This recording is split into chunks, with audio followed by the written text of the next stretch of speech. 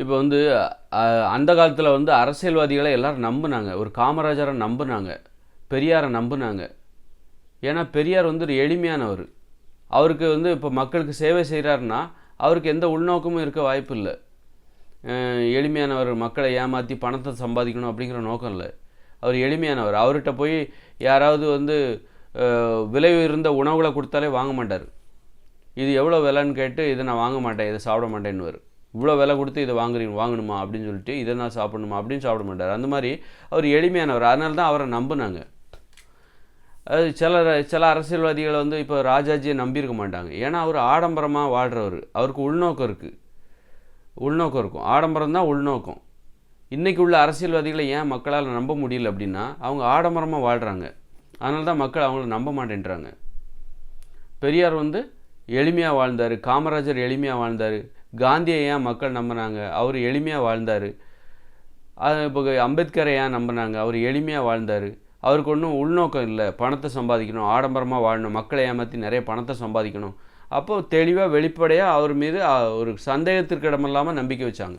அவங்க சொல்வது அவங்க பின்னாடி போகலாம் அப்படிங்கிற அந்த நம்பிக்கை எளிமையாக வாழ்கிற அரசியல்வாதி மீது இயல்பாகவே வந்து விடுகிறது. எப்போ சந்தேகப்படுறாங்க, இவங்க நம்மளை ஏமாற்றி நம்மளை பார்த்து பணத்துக்காக இவங்க என்ன வேணாலும் பண்ணுவாங்க, நம்ம மறைமுகமாக இவங்க நம்மளை வச்சு பணம் சம்பாதிக்கிறாங்க, அப்படிங்கும்போது தான் இந்த ஆடம்பர அரசியல்வாதிகளை நம்புவதற்கு மக்களால் முடியலை. அரசியல்வாதினாலே மோசமானவங்க. எல்லா பணத்தை சம்பாதிப்பதற்காகவே அரசியலுக்கு போகிறாங்க. அது ஒரு தொழிலாக சேவையாக பார்க்காம தொழிலாக பார்க்குற காரணம் இவங்களுக்கு தெரியல எது வந்து அந்த நம்பிக்கையை ஏற்படுத்தும். ஒரு அரசியல்வாதியாக நீங்கள் இருக்கீங்கன்னா உங்களை நம்புவவங்க யாரும் வந்து நீங்கள் எளிமையாக வாழ்ந்தீங்கன்னா உங்களை நம்புவாங்க, நீங்கள் சொல்கிறத நம்புவாங்க. இல்லைன்னா உங்களுக்கு உள்நோக்கம் இருக்குதா அப்படின்னு சந்தேகத்தோடய உங்களை பார்த்துட்ருப்பாங்க. இப்போ ஒரு அரசியல்வாதியை வந்து சரி அப்படியும் வந்து சில ஆடம்பர அரசியல்வாதிகள் மீது மக்கள் நம்புவாங்க. ஆடம்பரமாக வாழ்கிற அரசியல்வாதிகளை மக்கள் நம்புகிறாங்களே ஏன் அப்படின்னா நம்மளே ஆடம்பரமாக வாழ வச்சிட மாட்டாங்களா? ஒரு எளிமையாக வாழ்கிற ஒரு அரசியல்வாதியை ஆடம்பரமாக வாழ்கிறவங்க நம்ப மாட்டாங்க.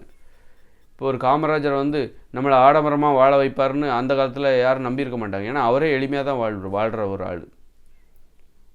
அதனால் அவர் நம்மளை ஆடம்பரமாக வாழ வைப்பார், அதுக்கான வழியை நமக்கு சொல்லித் தருவார்னு யாரும் நம்ப மாட்டாங்க. அப்போ யாரை நம்புவாங்க? ஆடம்பரமாக வாழ ஆசைப்படுகிற மக்கள் ஆடம்பரமாக வாழ்கிற அரசியல்வாதிகளை தான் நம்புவார்கள்.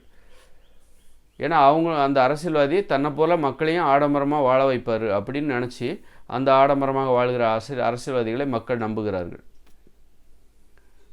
ஆனால் அந்த நம்பிக்கை என்னது பொய்யா போகிறதுக்கு தான் நிறைய வாய்ப்பு இருக்குது. ஏன்னா ஆடம்பரமாக வாழ்கிற அரசியல்வாதி தனது ஆடம்பரமான வாழ்க்கைக்கான பணத்தை சம்பாதிப்பதற்காக தான் அங்கே வராரு.